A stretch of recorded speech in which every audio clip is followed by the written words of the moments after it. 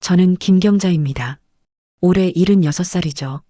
지금까지 제 인생에서 가장 충격적이었던 순간에 대해 말씀드리려고 합니다. 그날 이후로 제 모든 것이 바뀌었거든요. 저는 경기도의 한 아파트에서 아들 최용수, 며느리 김민지, 그리고 7살 손자와 함께 살고 있었습니다. 겉으로 보기엔 평범한 3대 가족이었죠. 매일 새벽 5시면 일어나서 밥을 짓고 손자 유치원 준비를 도와주고 민지가 재택근무에 집중할 수 있도록 청소며 빨래까지 모든 집안일을 제가 도맡아 했습니다. 민지는 처음엔 정말 착했어요. 어머니, 오늘 저녁 진짜 맛있었어요. 어머니 덕분에 저희가 얼마나 편한지 몰라요. 엄마 같은 분을 시어머니로 만난 건 정말 행운이에요. 이런 말들을 할 때마다 저는 정말 행복했습니다. 아, 내가 이 집에 꼭 필요한 사람이구나. 이 아이가 진심으로 나를 좋아하는구나 싶었거든요. 물론 가끔 서운한 일들도 있었습니다. 어머니, 손자한테 그런 간식 너무 많이 주지 마세요. 요즘은 그럼 안 돼요. 어머니, 애 옷 너무 두껍게 입히시는 것 같아요. 요즘은 그렇게 안 해요. 이런 말들을 들을 때면 조금 마음이 상했지만 요즘 젊은 사람들 생각이 다르니까 내가 시대를 못 따라가는 거겠지 하고 그냥 넘겼습니다. 그런데 그날 모든 게 바뀌었습니다. 오후 3시쯤이었을 거예요. 손자가 거실에서 놀고 있는데 갑자기 제게 달려와서 말했습니다. 할머니, 과자 없어요. 엄마한테 사달라고 해주세요. 민지는 오전에 친구 만나러 나갔거든요. 그래서 전화를 걸어서 돌아올 때 손자 간식 좀 사달라고 부탁하려고 했습니다. 그런데 민지 방에서 핸드폰 벨소리가 들렸어요. 아이고, 핸드폰을 두고 나갔구나. 소파 위에 민지의 핸드폰이 놓여 있었습니다. 벨소리를 끄려는 순간 화면이 켜지면서 발신자 이름이 떡하니 보였습니다. 늙은이. 그 순간 숨이 턱 막혔습니다. 심장이 쿵하고 내려앉는 느낌이었어요. 설마 이게 나를 가리키는 건 아니겠지. 다른 사람일 거야. 그렇게 생각하려고 했는데 옆에 있는 프로필 사진을 보고 더 큰 충격을 받았습니다. 추석에 온 가족이 함께 찍은 사진에서 제 얼굴만 오려낸 사진이었거든요. 틀림없었습니다. 그 늙은이는 바로 저였어요. 손에 든 핸드폰이 덜덜 떨렸습니다. 가슴이 철렁 내려앉고 머리가 하얘졌어요.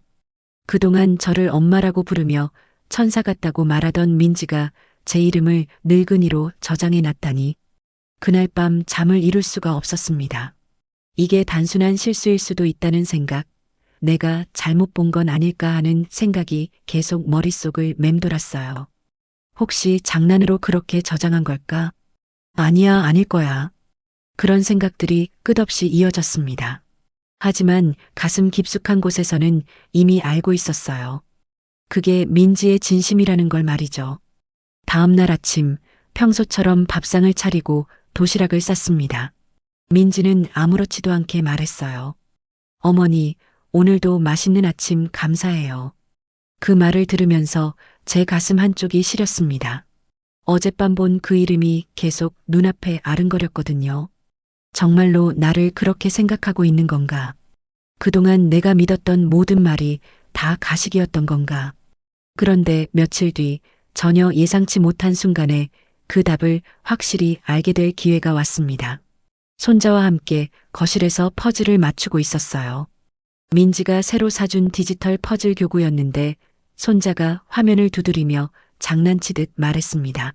할머니, 이거 봐요. 엄마 폰 잠금 패턴이랑 비슷하죠. 그러면서 손가락으로 패턴을 그리더군요. 우리 손자는 엄마 핸드폰 잠금도 아는구나. 응, 나 맨날 봐서 알아요. 엄마가 이거 할 때 요렇게 하거든요. 아이의 말은 천진난만했지만 제 심장은 쿵쾅쿵쾅 뛰기 시작했습니다. 그날 밤 가족이 모두 잠든 사이 저는 조심스럽게 손자가 알려준 패턴을 따라 그려봤어요. 잠금이 풀렸습니다. 민지의 핸드폰 화면이 켜졌을 때 제 손이 부들부들 떨렸습니다. 정말 열렸다. 이제 민지의 진짜 모습을 볼 수 있게 됐구나. 그 순간 무서웠습니다. 정말로 확인하고 싶으면서도 동시에 너무 무서웠어요. 혹시 정말로 끔찍한 진실을 마주하게 되는 건 아닐까 해서 말이죠. 손이 떨리는 것을 억지로 진정시키고 화면을 들여다봤습니다. 가장 먼저 연락처부터 확인했어요. 제 이름이 여전히 늙은이로 저장되어 있었습니다. 아직도 믿고 싶지 않았어요. 혹시 실수로 그렇게 저장한 건 아닐까? 하지만 곧 더 충격적인 걸 발견하게 됐습니다. 카카오톡을 열어봤거든요. 여러 개의 단체 채팅방이 있었는데 찐친들 모임, 며느리 고충 토로방, 숨만 쉬어도 스트레스 같은 이름들이었습니다. 그 중에서 가장 활발한 대화가 오가는 방을 열어봤어요. 그 안에서 민지는 저를 이렇게 불렀습니다. 그 노인 또 잔소리 시작했어. 밥상 차려놓고 감동받으라는 듯 쳐다보는데 진짜 토 나올 뻔했다. 또 손자한테 간식 주는데 당뇨 걸리라고 비나봐. 진드기 인간 언제 죽을까? 눈치도 없고 쓸모도 없어. 한참을 보고 있는데 손끝이 저릴 정도로 속이 뒤집혔습니다. 단톡방 멤버들은 전부 민지 친구들이었어요. 다들 자극적인 말들을 아무렇지 않게 주고받고 있었고 그 대화 속에서 저는 그냥 귀찮고 없어졌으면 하는 존재일 뿐이었습니다. 한쪽에선 우리 어머니 덕분에 진짜 편하게 산다는 말을 하던 민지가 뒤에서는 친구들 앞에서 저를 이런 식으로 비웃고 있었던 거예요. 그리고 1대1 대화에서는 이런 메시지도 있었습니다. 오늘도 그 인간이 밥 차려줬다. 살아있는 게 짜증나. 그냥 숨 쉬지 말았으면 좋겠어. 저는 그 화면을 보며 말없이 핸드폰을 내려놨습니다. 이제는 의심이 아니었어요. 민지는 진심으로 저를 증오하고 있었던 거죠. 그제야 지난 몇 년간 있었던 일들이 하나씩 떠올랐습니다. 생강차를 끓였을 때, 빨래를 햇볕에 널었을 때, 손자 옷을 골라줄 때마다 스치던 그 눈빛, 차갑고 무시하듯 귀찮다는 표정. 그게 다 진심의 표현이었구나. 하지만 더 충격적인 건 가족 단톡방이었습니다. 그곳에서 민지는 전혀 다른 사람처럼 행동했거든요. 어머니가 새벽부터 끓여주신 미역국 덕분에 오늘 하루도 따뜻하게 시작했어요. 늘 감사드려요. 저희 어머니는 진짜 천사세요. 손자도 항상 할머니 품에서만 자요. 명절 음식도 집안일도 다 도와주셔서 너무 감사해요. 복 받으실 거예요. 이 메시지들 전부 민지가 보낸 말이었습니다. 온 가족 앞에서는 감사와 사랑을 전하는 효부 코스프레가 완벽하게 짜여져 있었던 거예요. 그런데 정말 가관인 건 이런 메시지를 보내기 불과 몇 분 전에 민지는 친구들에게 이렇게 말하고 있었다는 겁니다. 그 인간 또 전 부치겠대. 기름까지 묻히고 있으니 징그러워. 명절만 되면 피곤해 죽겠어. 그 노인 때문에 집안이 썩어가. 이제 더는 부정할 수도 모른 척할 수도 없었습니다. 민지는 저를 철저하게 두 얼굴로 대했던 거예요. 앞에서는 천사 어머니, 뒤에서는 늙은이. 그날 밤 저는 아무 말도 하지 않았습니다. 하지만 제 마음속에는 더는 지우지 못할 각오가 하나 깊게 새겨졌어요. 이 집에서 민지와는 이대로 더 이상 못 산다고 말이죠. 다음 날 아침부터 저는 민지의 말투와 표정 하나하나를 관찰하기 시작했습니다. 예전 같으면 아, 요즘 스트레스가 많나 보다 하고 넘겼던 행동들이 그날 이후로는 다르게 보였어요. 예를 들어 아침에 차려놓은 밥상을 보고 민지가 잠깐 짓는 표정. 감사함이 아니라 불쾌하거나 짜증난 듯한 그 찰나의 찡그림. 또 손자가 간식으로 바나나 하나를 받아가면 이렇게 말했습니다. 아, 어머니는 또 저런 걸 주시네요. 요즘 당분 섭취 조절해야 되는 거 모르세요? 말끝마다 걸리는 듯한 뉘앙스, 늙고 쓸모없는 사람 취급하는 그 어조. 예전에는 못 들었던 게 아니라 그냥 제가 듣고 싶지 않았던 것뿐이었죠. 며칠 후였습니다. 민지가 누군가와 전화 통화를 하며 화장을 고치고 있었어요. 저는 세탁물을 정리하러 방 앞을 지나가다가 우연히 들었습니다. 그 인간 뭐든 간섭하려고 드는 것도 지겨워 죽겠어. 그냥 아프기라도 했으면 좋겠네. 거실에서 듣고 있던 저는 가슴 한복판이 얼어붙는 듯한 느낌이 들었습니다. 그 인간이 누군지 말하지 않아도 알 수 있었어요. 바로 저였거든요. 그날 저녁 손자가 크레파스로 그림을 그리고 있었습니다. 저는 옆에 앉아 살며시 물었어요. 오늘은 뭐 그려? 우리 가족이요. 근데 이건 병원 가는 장면이에요. 병원? 엄마가 그랬어요. 할머니는 곧 하늘나라 갈 거라고. 저는 손자가 잘못 이해했겠거니 하며 애써 웃어 넘기려 했습니다. 그런데 손자는 덧붙였어요. 그래서 할머니 죽으면 나 방 생긴대요. 그런데 나는 방 없어도 괜찮으니까 할머니 계속 살았으면 좋겠어요. 그 말에 웃음기가 사라진 저는 그 자리에 멍하니 앉아 있을 수밖에 없었습니다. 손자는 아직 7살이에요. 거짓말을 할 나이가 아니고 어디서 들은 말 그대로 옮기는 나이죠. 그날 저녁 식사 시간 민지는 상을 차린 저를 향해 화사하게 웃으며 말했습니다. 어머니, 오늘 반찬 너무 잘 먹었어요. 진짜 어머니 아니면 우리 생활 못해요. 감사드려요. 저는 대답 대신 그저 민지의 얼굴을 똑바로 쳐다봤습니다. 그 웃음, 그 말투, 그 태도가 가짜라는 걸 이제 너무도 분명히 알 수 있었거든요. 그날 밤 저는 식탁에 혼자 앉아 있었습니다. 손에는 따뜻한 차 한 잔, 가슴엔 차가운 분노가 있었어요. 이렇게는 안 되겠다. 내가 이런 취급을 받으며 살아야 할 이유는 없다. 내 인생을 이 모욕과 혐오의 집에서 끝낼 순 없다. 그 다음 날부터 저는 평소와 똑같이 일어났습니다. 아침밥을 준비하고 손자 도시락도 싸고 아무 일 없던 사람처럼 하루를 시작했어요. 하지만 제 마음속엔 하나의 계획이 세워져 있었습니다. 오늘부터는 내 인생을 정리하기 위한 반격이 시작되는 날이라는 것 말이죠. 그런데 그날 오후 예상치 못한 일이 벌어졌습니다. 점심 무렵 민지가 외출했고 저는 손자와 함께 부엌에서 감자를 삶고 있었어요. 손자는 해맑게 웃으며 말했죠. 할머니, 나 오늘 학교에서 상 받았어요. 그래, 우리 손자 대단하네. 감자 껍질을 벗기며 웃어주는데 문이 열리는 소리가 들렸습니다. 민지였어요. 문을 열고 들어오더니 갑자기 냉장고 쪽을 확인하며 고래고래 소리를 질렀습니다. 어머니, 감자 상했잖아요. 이런 거 애한테 먹이면 어떡해요? 상한 건 아니야. 삶으면 괜찮아. 아, 제발이요. 제발. 요즘 너무 깜빡깜빡하셔서 무서워요. 손자까지 데리고 뭔 짓이에요? 저는 아무 말도 하지 않았습니다. 하지만 마음속에서 뭔가 확실히 끊어지는 소리가 들렸어요. 사실 감자는 멀쩡했거든요. 겉껍질에 흙만 묻어있던 것뿐이었는데 민지는 일부러 큰 소리를 내며 저를 비난했던 거예요. 그때 아들 용수가 들어왔습니다. 무슨 일이야, 여보? 어머니가 상한 감자를 손자한테 주려고 했어요. 엄마, 진짜요? 그건 좀 안 되죠. 상한 게 아니라고 했잖아. 엄마, 민지가 그렇다고 하면 그런 거예요.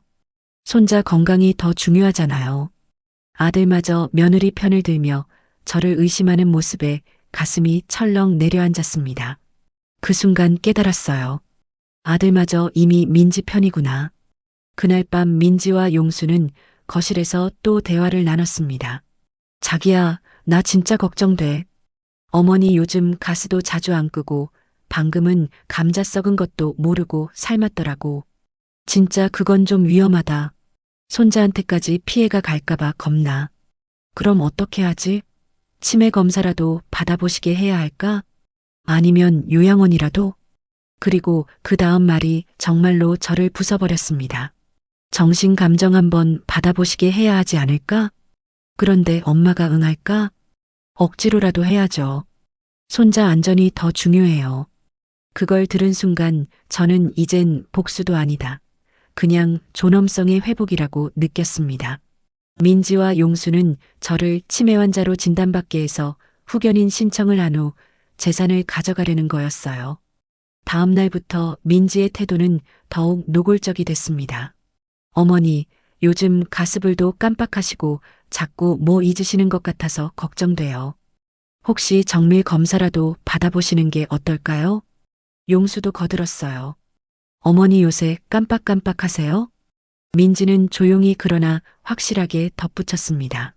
그래도 만약을 대비는 해야죠. 혹시라도 뭐 치매 같은 거면 어떡해요? 그때 되면 후견인도 정해야 하고 재산 관리도 누군가는 해야 하잖아요. 엄마, 민지 말이 맞아요.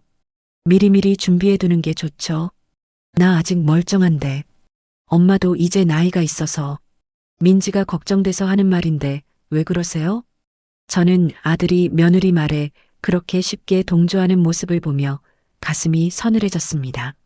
그리고 마침내 결심했어요. 조만간 이 모든 연극을 내가 끝내겠다고. 그런데 이 모든 일들 중에서 가장 충격적인 건 따로 있었습니다. 며칠 뒤 동네 은행에 갔을 때였어요. 30년 넘게 알고 지낸 이 과장님이 조심스럽게 말했거든요. 어머님, 혹시 무슨 일 있으세요? 며느리분이 몇 번 오셨는데요. 네. 민지가요? 네. 어머님이 치매에 걸리셔서 비밀번호를 기억 못 하신다며 본인이 대신 출금하러 오셨다고 하시더라고요. 그 순간 등골이 서늘해졌습니다. 민지가 이미 제 돈을 가져가려고 시도했던 거예요. 언제부터였나요? 몇 달 전부터 몇 번 오셨어요. 다행히 법정 대리인 서류가 없어서 거절했지만요. 그런 일이 있었다니. 네. 앞으로 더욱 보안을 강화해 드리겠습니다. 이제 확실해졌습니다. 민지는 저를 치매 환자로 만들어서 후견인이 되려던 거였어요. 그리고 제 모든 재산을 가져가려고 했던 거죠. 집에 돌아오는 길에 머릿속이 복잡했습니다. 모욕당한 시간들, 기만당한 말들, 그리고 망가진 제 자존심을 되찾아야겠다는 생각뿐이었어요. 그날 저녁 용수가 갑자기 말했습니다. 엄마, 요즘 민지가 스트레스 많이 받는다고 하는데 좀 이해해 주세요. 육아도 힘들고 민지는 여보, 괜찮아요 하면서 말렸지만 저는 그 순간 깨달았습니다. 아들마저 이미 민지 편이구나. 이제 나는 이 가식의 가면을 벗기기로 마음먹었습니다. 그날 밤 민지의 휴대폰 속 늙은이라는 이름, 친구들과의 대화, 가족 단톡방 속 위선적인 말들, 그리고 은행에서의 시도까지 그 모든 걸 확인한 저는 말없이 조용히 방으로 들어왔어요. 심장이 쿵쾅쿵쾅 뛰었습니다. 억장이 무너진다는 표현이 어떤 감정인지 그제서야 실감할 수 있었어요. 그 순간에도 마음 한켠엔 희망이 남아 있었습니다. 혹시 정말 친구들끼리 장난이었을지도 몰라. 그냥 단순한 실수였던 걸 수도 있어. 하지만 제가 본 게 진짜라는 걸 알고 있었어요. 그걸 인정하는 순간 지난 10년 동안 제가 믿고 살아온 모든 것들이 무너져 내릴 것 같았습니다. 며느리를 위해 기꺼이 내 편의를 포기했던 날들, 손자를 위해 아침 일찍 일어나 밥을 차려주던 시간들, 이 집에서 할머니 역할을 하며 보람을 느꼈던 순간들, 그 모든 게 거짓이었다는 걸 받아들이기엔 너무 무서웠거든요. 하지만 더 이상 자기 기만은 그만둬야 했습니다. 이제 정말로 움직일 때가 온 거예요. 그 다음날 저는 드디어 움직이기 시작했습니다. 가장 먼저 한 일은 제 자산이 정확히 얼마나 되는지를 파악하는 일이었어요. 손자가 유치원에 가고 집에 아무도 없는 시간을 틈타 제 방 한 구석 낡은 서랍장을 열었습니다. 그곳에는 남편이 살아있을 때부터 모아두었던 서류들이 고스란히 보관되어 있었거든요. 통장, 보험, 적금 증서, 그리고 가장 중요한 아파트 등기부등본까지 펼쳐본 종이들 위로 손이 떨렸습니다. 하지만 한 장 한 장 꼼꼼히 확인하며 계산해보니 저도 몰랐던 놀라운 총액이 나왔어요. 제가 수십 년간 조금씩 모아둔 적금 1억, 그리고 지금 살고 있는 아파트까지 합치면 무려 7억이 넘는 돈이었습니다. 순간 웃음이 나왔어요. 냉소 섞인 비웃음이었죠. 그래서 그랬구나. 그래서 민지가 그토록 웃으며 저를 떠받들었던 거구나. 더 놀라운 건 민지가 이미 이 사실을 알고 있었다는 겁니다. 작년에 어머니 건강검진 받으시라며 제 보험 증서를 가져간 적이 있었거든요. 그때 다 확인했겠죠. 그날 오후 저는 동네 은행에 갔습니다. 이 과장님에게 말했어요. 제 명의로 된 모든 계좌 하나로 정리하고 싶어요. 그리고 아무도 건드릴 수 없게 비밀번호도 바꾸고 보안도 최대한 강화해 주세요. 이 과장님이 놀란 눈으로 물었죠. 어머님, 혹시 무슨 일 있으세요? 가족분들과 상의는 하셨고요. 며느리가 자꾸 제 돈 관리를 하겠다고 하는데 아직 제가 멀쩡한데 왜 그래야 하는지 모르겠어요. 이 과장님이 고개를 끄덕이며 말했습니다. 요즘 그런 일 많아요. 어르신들 재산 때문에 가족 안에 문제 생기는 경우가 많거든요. 알겠습니다. 확실하게 정리해 드릴게요. 그 다음 날엔 부동산을 찾았습니다. 남편 살아있을 때부터 알고 지낸 김 사장님에게 조용히 물었어요. 사장님, 우리 아파트 시세 지금 어느 정도예요? 어휴, 여사님, 거기 요즘 재개발 얘기도 있고 해서 꽤 올랐어요. 지금은 6억은 충분히 넘을 겁니다. 그럼 급하게 팔면 얼마나 걸릴까요? 김 사장님이 잠시 의아해하며 말했어요. 급하게요? 무슨 일 있으세요? 사실은 며느리가 저보고 치매 검사 받으라고 하네요. 제가 건망증이 좀 있긴 하지만 그 정도는 아닌데 말이에요. 김 사장님이 씁쓸하게 웃으며 말했습니다. 아, 요즘 그런 집 정말 많아요. 부모님 재산 때문에 그러는 거죠? 알겠습니다. 가격만 좀 낮추면 한 달 안에도 거래될 수 있어요. 저는 고개를 끄덕였습니다. 네, 그렇게 해주세요. 집으로 돌아오는 길 주머니 속엔 통장 정리 서류가 있었고 손에는 부동산 계약 준비 문서가 들려 있었어요. 가방이 무겁게 느껴졌습니다. 하지만 제 발걸음은 그 어느 때보다 가벼웠어요. 그런데 집에 도착하니 예상치 못한 상황이 기다리고 있었습니다. 민지가 제 방 앞에서 서성이고 있더군요. 어머니, 어디 다녀오셨어요? 응, 그냥 동네 좀 돌았다. 혹시 은행이나 그런 데는 안 가셨죠? 순간 소름이 돋았습니다. 민지가 제 행동을 감시하고 있었던 거예요. 왜 그런 걸 물어? 아니에요. 그냥 요즘 어머니가 자꾸 깜빡깜빡 하셔서요. 혹시 통장 같은 거 잃어버리시면 안 되니까요. 그 말에 저는 민지를 테스트 한번 해보기로 했습니다. 아, 맞다. 통장 어디 뒀는지 기억이 안 나네. 민지야, 우리 통장들 어디 보관해두면 좋을까? 민지의 눈이 반짝 빛났습니다. 어머니, 제가 안전하게 보관해드릴게요. 요즘 치매의 초기 증상이 그런 거라고 하던데요. 바로 이거였습니다. 제가 예상했던 그 반응이었어요. 그날 저녁 저는 평소보다 더 정성스럽게 저녁밥을 지었습니다. 용수가 좋아하는 부대찌개, 민지가 좋아하는 달걀말이도 함께요. 민지는 밝게 웃으며 말했어요. 어머니, 오늘 진짜 맛있네요. 그 말에 저는 조용히 미소만 지었습니다. 그래, 이제 이것도 마지막이겠구나. 며칠 뒤 부동산에서 전화가 왔습니다. 여사님, 매수자가 나타났습니다. 현금 거래고 계약도 바로 하실 수 있다네요. 그런데 여사님, 가족분들 동의는? 제 단독 명의예요. 동의 필요 없어요. 이제부터 진짜 움직일 시간이었죠. 바로 다음 날부터 저는 조용히 짐을 조금씩 정리하기 시작했습니다. 사진 몇 장, 편지 한 통, 손자가 그려준 그림 한 장. 책장 깊숙이 넣어두고 매일 밤 가방 하나씩 경기도 외곽에 몰래 계약해둔 원룸 오피스텔 주소로 배송을 보냈어요. 경기도 외곽, 제가 고른 새 삶의 시작점. 아무도 제게 관심을 두지 않았기에 이 모든 일은 아무런 의심 없이 진행됐습니다. 민지는 점점 저를 무시하는 태도를 보였어요. 어머니, 불 켜놓고 주무셨어요? 또 깜빡하신 거 아니에요? 가습을 꼭 확인하시고요. 요즘 사고 많대요. 용수는 관심조차 없었습니다. 하루 종일 회사, 밤에는 골프 모임 때문이었죠. 대화도 점점 줄어들었고요.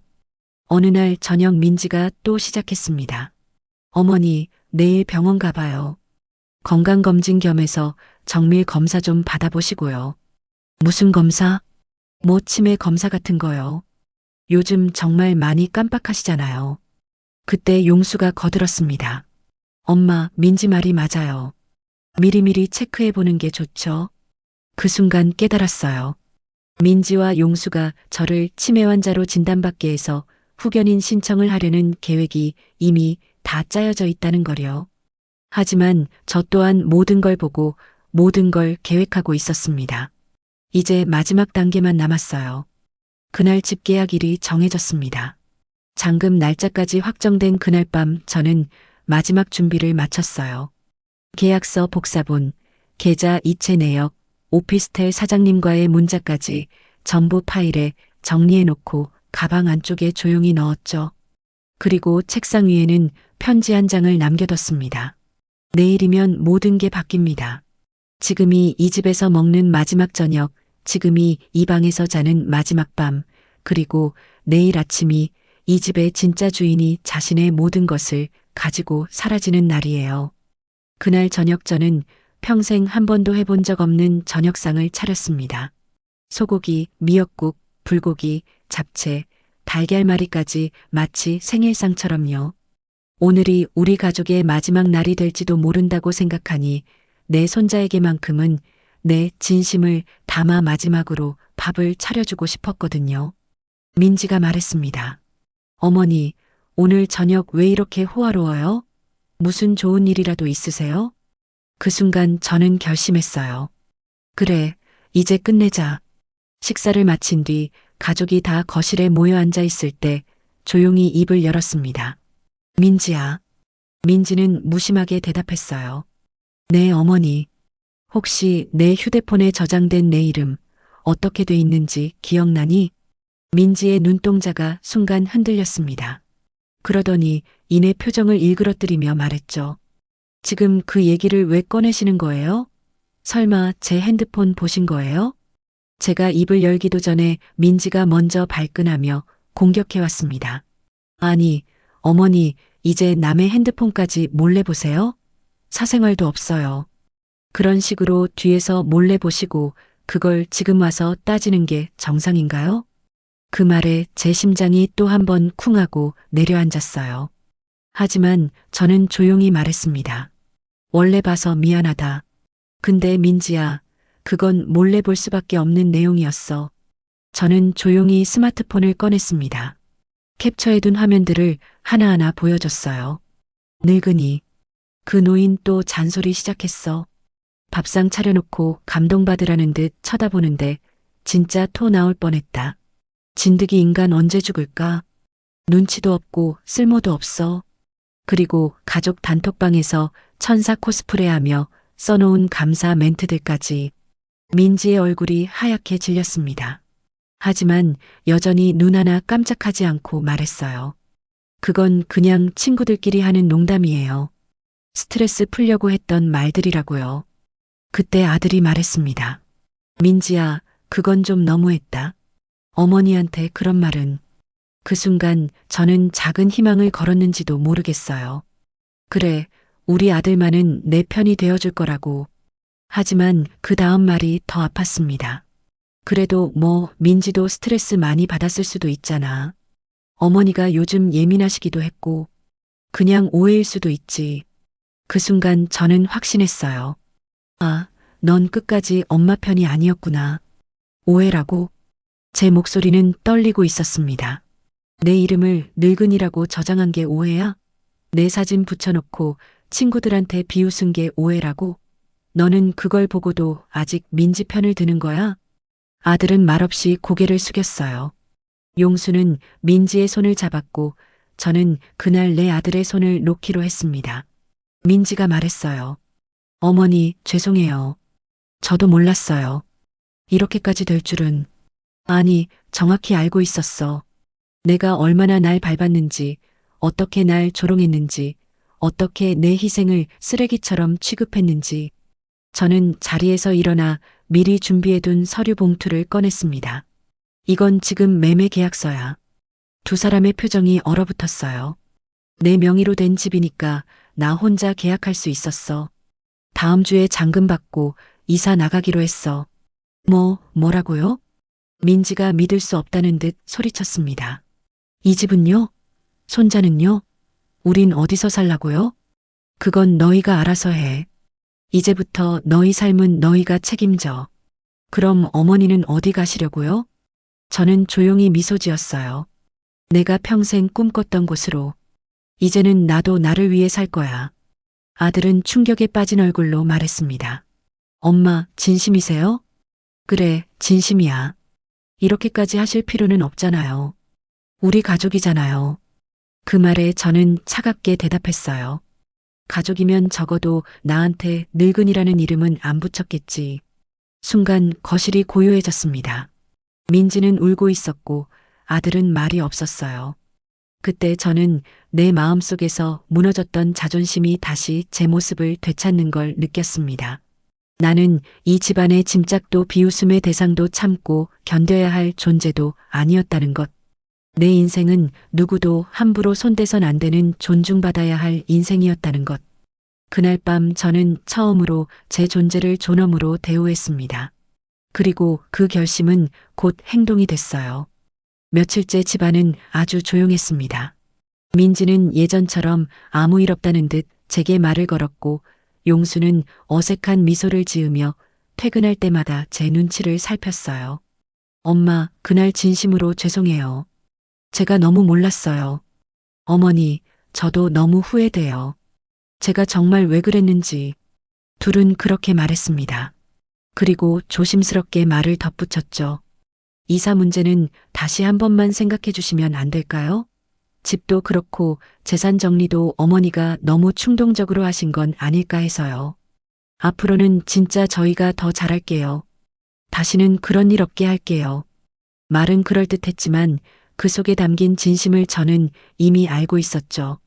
하지만 가장 웃긴 건 이 아이들이 정말로 자기들이 뭘 잘못했는지 모른다는 거였어요. 민지는 여전히 제가 아침에 차려놓은 밥상을 보며 찡그린 표정을 숨기지 못했고 용수는 제가 예민하게 구는 거라고 생각하고 있었습니다. 심지어 어느 날 밤엔 이런 대화도 들었어요. 자기야, 엄마 언제까지 삐칠까? 그러게 좀 유치하시긴 해. 그냥 말로만 사과하면 될 텐데. 재산 정리한 거 취소 안 하시면 어떡하지? 설마 진짜로 그러시겠어? 손자도 있는데. 이 사람들은 지금도 저를 째째한 늙은이 정도로 보고 있었던 거죠. 저를 늙은이로 저장했던 그 이름, 저를 진드기, 그 인간이라 비웃던 그 대화들, 그 모든 말들이 머릿속을 떠나지 않았습니다. 그런데 정말 가관인 건 민지가 갑자기 저에게 친절해졌다는 거예요. 어머니, 오늘 날씨 좋네요. 산책이라도 하실까요? 어머니, 제가 어깨 마사지 해드릴까요? 어머니, 건강이 제일 중요해요. 스트레스 받지 마세요. 그 모습을 보며 저는 생각했어요. 아, 민지는 정말 끝까지 연기를 하는구나. 그날 밤 저는 한참 동안 손자의 사진을 바라봤습니다. 참 밝고 착한 아이예요. 그 아이만 보면 흔들릴 뻔도 했어요. 하지만 내가 지금 이 결정을 번복하면 그 아이가 커서 할머니를 어떻게 기억할까요? 무시당하고 눈치만 보고 자존심 하나 없이 살다가 사라진 존재로 기억될까요? 아니면 자신을 존중했던 강한 사람으로 기억할까요? 더 중요한 건 손자가 자라서 민지처럼 되면 어떡하죠? 어른을 깔보고 가족을 돈으로만 보고 뒤에서 험담하는 어른으로 자라면요? 아니에요. 저는 손자에게 제대로 된 교육을 해줘야 해요. 할머니는 만만한 존재가 아니다. 가족이라고 해서 함부로 대해서는 안 된다. 이런 걸 몸소 보여줘야 한다고 생각했습니다. 저는 고개를 저었어요. 흔들릴 이유는 없었습니다. 이제 와서 무슨 연극을 하든 저는 더 이상 속지 않겠다고. 그리고 내심 통쾌했어요. 이 밥상도 이 간식도 곧 너희가 그리워하게 될 거야. 내가 없으면 누가 새벽 5시에 일어나서 이런 정성스러운 밥을 차려줄까? 내가 없으면 누가 손자 도시락을 싸줄까? 그때서야 이 사람들이 깨달을 거예요. 그동안 얼마나 소중한 사람을 함부로 대했는지. 그날 밤 저는 마지막으로 집안을 한 바퀴 돌았습니다. 방마다 붙어 있는 가족 사진, 식탁 위에 놓인 조그만 화분, 세탁기에 넣어둔 수건 한 장까지 그 모든 것들과 이제 곧 작별이라는 걸 알고 있었어요. 그리고 다시 한번 제 결심을 되새겼습니다. 나는 떠난다. 더는 이 집에서 나를 지우며 살지 않겠다. 아침이 밝았습니다. 드디어 제가 떠나는 날이에요. 이 집을, 이 가족을, 제 과거를 모두 뒤로 한 채 나서는 날이죠. 아무도 몰랐습니다. 제가 오늘 떠날 거라는 사실을요. 사실 그날 민지와 용수에게 진실을 폭로했던 그 다음날 바로 짐을 싸서 나갈 수도 있었어요. 모든 게 준비되어 있었고 서류도 완벽했죠. 하지만 그렇게 하지 않았던 건 딱 한 사람 때문이었습니다. 손자, 내 손자. 이제 내가 떠나면 그 아이 얼굴을 언제 또 볼 수 있을지 알 수 없었거든요. 아니, 어쩌면 다시는 못 볼지도 모르죠. 그래서 일주일을 더 머물렀어요. 그 짧은 시간 동안이라도 그 아이와 눈을 마주치고 같이 그림을 그리고 잠든 얼굴을 바라보며 내 마음속에 그 아이를 더 많이 더 깊이 담아두고 싶었거든요. 밥을 먹을 때 할머니, 이건 내가 더 좋아하는 반찬이야 하며 웃던 얼굴, 잠들기 전 할머니, 오늘도 나랑 놀아줘서 고마워요 하며 베개에 기대던 목소리. 그 모든 순간을 그냥 지나칠 수 없었습니다. 내가 떠난 뒤에도 그 아이가 내 손길을 조금이라도 기억해줬으면 해서요. 내가 어떤 사람이었는지 그 아이 어딘가에 따뜻한 할머니로 남아있었으면 했습니다. 어젯밤에는 손자에게 작은 선물을 남겨뒀어요. 그 아이가 그려준 그림들을 모아서 작은 앨범으로 만들어서 베개 밑에 넣어뒀습니다. 그리고 짧은 편지 한 장. 손자야, 할머니는 멀리 가지만 너를 항상 사랑한다는 걸 잊지 말아라. 그래서 일주일을 더 머문 겁니다. 사랑하는 아이를 마음속에 충분히 안고 떠나고 싶어서요. 새벽 5시 아무도 깨지 않은 사이 저는 준비해둔 캐리어를 꺼냈습니다. 미리 포장해 놓은 제 옷가지와 책 몇 권, 그리고 오래된 사진 한 장. 제 삶을 통째로 담은 건 단 한 박스뿐이었어요. 부엌에 조용히 내려가 마지막으로 커피를 한 잔 내렸습니다. 조용한 곳에서 커피를 마시는 삶. 이제 그 삶이 저를 기다리고 있었죠. 그때였습니다. 민지가 방에서 나왔어요. 평소보다 이른 기척에 놀란 듯 제 짐을 바라보며 묻더군요. 어머니, 이게 뭐예요? 여행 가세요? 저는 대답하지 않았습니다. 그저 차분하게 말했죠. 오늘 이사 가는 날이야. 민지의 얼굴이 하얗게 질렸어요.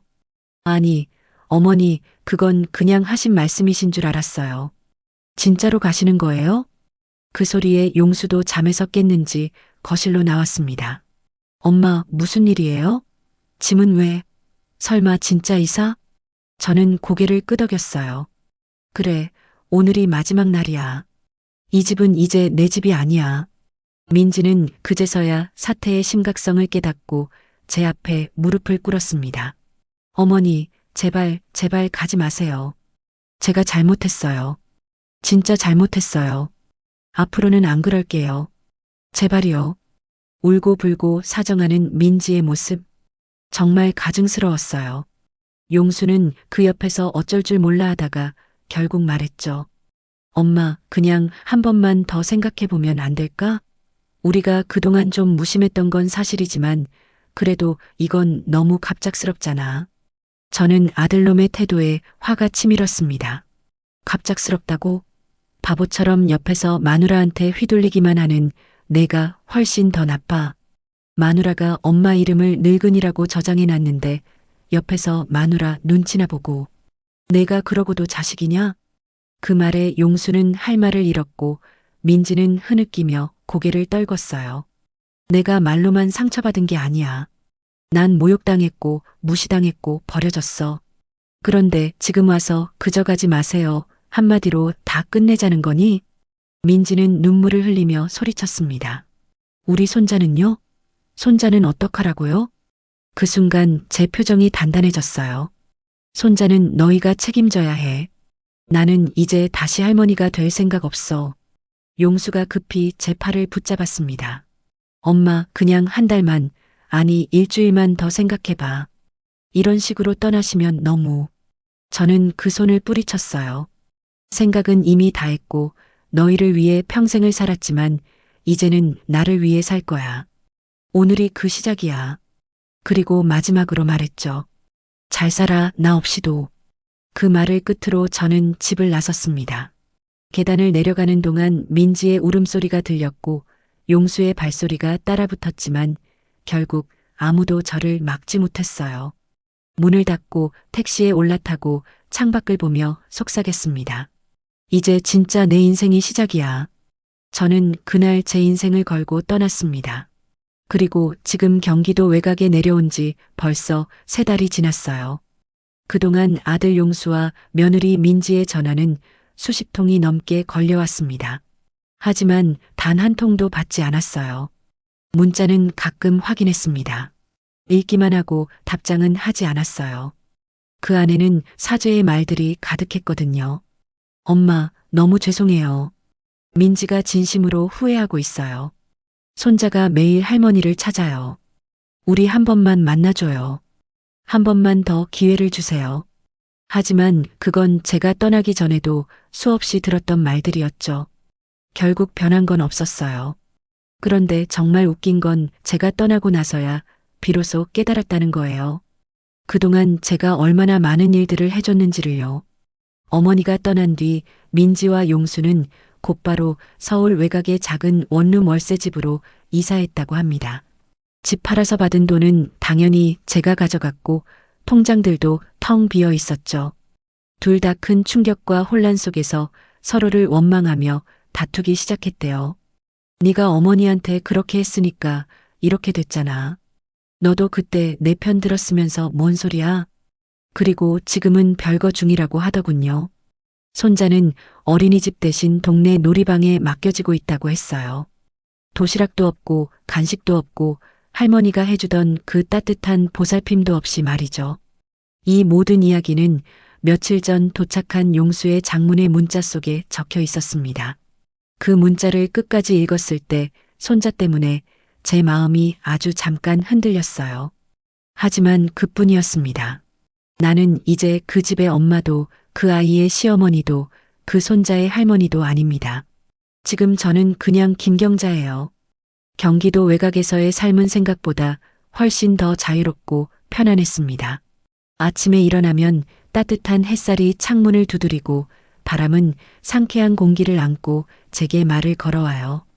작은 베란다에 심은 방울토마토가 제법 잘 자라고 있고 근처 카페에서는 제가 그린 풍경화를 전시해주겠다고 제안하기도 했습니다. 어제는 시장에 갔다가 어떤 할머니가 저를 붙잡고 말했어요. 경자 씨 표정이 아주 밝아 보여요. 예전에 힘들 때랑 완전 다르네요. 저는 웃으며 대답했습니다. 늦게 깨달았지만 지금부터라도 내 인생을 나답게 살기로 했어요. 그 말이 정말 저의 진심이었거든요. 이젠 아침 5시에 억지로 일어나지 않아도 되고 누구 눈치 보며 밥상을 차릴 필요도 없어요. 하고 싶은 말 참지 않아도 되고 제 돈 제 마음대로 쓸 수 있습니다. 가장 좋은 건 뒤에서 저를 비웃는 사람이 없다는 거예요. 더 이상 늙은이가 아니라 그냥 존중받는 김경자로 살 수 있어서 매일이 행복합니다. 늦었지만 이렇게라도 제 삶을 되찾을 수 있었던 건 그 늙은이라는 단어 덕분이었는지도 모르겠어요. 그 비수가 제 가슴을 찔렀기에 저는 더 이상 물러서지 않기로 결심할 수 있었거든요. 지난주에는 동네 문화센터에서 서예 강의를 신청했습니다. 붓을 잡고 먹을 갈며 한 획 한 획 그어가는 시간이 얼마나 평온한지 몰라요. 선생님께서 제 글씨를 보고 경자 씨는 정말 마음이 안정되어 있으시네요 라고 말씀하시더라고요. 마음이 안정되어 있다니. 그 말을 들으면서 저는 정말 많이 변했구나 싶었어요. 예전 같으면 늘 불안했거든요. 민지가 싫어하는 건 아닐까, 용수가 실망하는 건 아닐까, 손자가 할머니를 부담스러워하는 건 아닐까? 그런 생각들로 머릿속이 복잡했었는데 지금은 그런 걱정이 전혀 없어요. 오늘 아침에는 근처 작은 도서관에 갔습니다. 젊은 사서분이 저를 보고 환하게 웃으며 말했어요. 경자 할머니, 오늘도 오셨네요. 어떤 책 찾으세요? 오늘은 요리책 좀 보려고 해요. 나 혼자 먹을 맛있는 요리 말이에요. 아, 좋은 생각이에요. 혼자서도 정성껏 해 드시는 거네요. 그 말을 들으면서 제가 얼마나 달라졌는지 느낄 수 있었어요. 예전에는 항상 다른 사람을 위해 요리했거든요. 민지가 좋아할까? 용수 입맛에 맞을까? 손자가 잘 먹을까? 그런 생각만 했는데 이제는 나를 위해 요리해요. 어제는 혼자 먹을 된장찌개를 끓였는데 정말 맛있더라고요. 아무도 이건 너무 짜다. 이건 왜 이렇게 해요? 이런 말 안 하니까 제 마음대로 간도 맞추고 재료도 넣고 그렇게 해서 만든 음식이 이렇게 맛있을 줄 몰랐어요. 지난달에는 정말 특별한 일이 있었습니다. 동네에서 알게 된 김할아버지께서 제게 산책을 같이 하자고 하시더라고요. 처음에는 당황했어요. 남편 돌아가신 후로 그런 제안을 받아본 적이 없었거든요. 경자 씨, 혼자 사시는 것도 쓸쓸하실 텐데 가끔 산책이라도 같이 하면 어떨까요? 저는 잠깐 망설였어요. 하지만 곧 깨달았죠. 아, 이제 나는 아무에게도 허락받을 필요가 없구나. 민지 눈치 볼 필요도 없고 용수한테 뭐라고 들을 걱정도 안 해도 되는구나. 좋아요. 같이 산책해요. 그렇게 해서 지금은 일주일에 2번씩 김할아버지와 산책을 합니다. 별것 아닌 일상 얘기를 나누고 가끔 동네 카페에서 커피도 마셔요. 그런 시간들이 얼마나 소중한지 몰라요. 김할아버지는 저에게 이런 말을 하시더라고요. 경자 씨는 정말 용기 있는 분이에요. 그 나이에 새로운 삶을 시작한다는 게 쉽지 않은 일인데 용기라기보단 그냥 더 이상 참을 수 없었어요. 그게 바로 용기죠. 많은 사람들이 참는 게 미덕이라고 생각하며 살잖아요. 하지만 때로는 떠나는 것도 필요해요.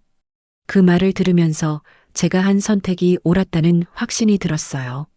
요즘 제가 가장 좋아하는 시간은 저녁 때예요. 작은 베란다에 나가서 석양을 바라보며 차를 마시는 시간이거든요. 예전에는 그 시간에 저녁 준비를 하느라 바빴는데 이제는 온전히 저만의 시간이에요. 그 시간에 가끔 손자 생각이 나기도 해요.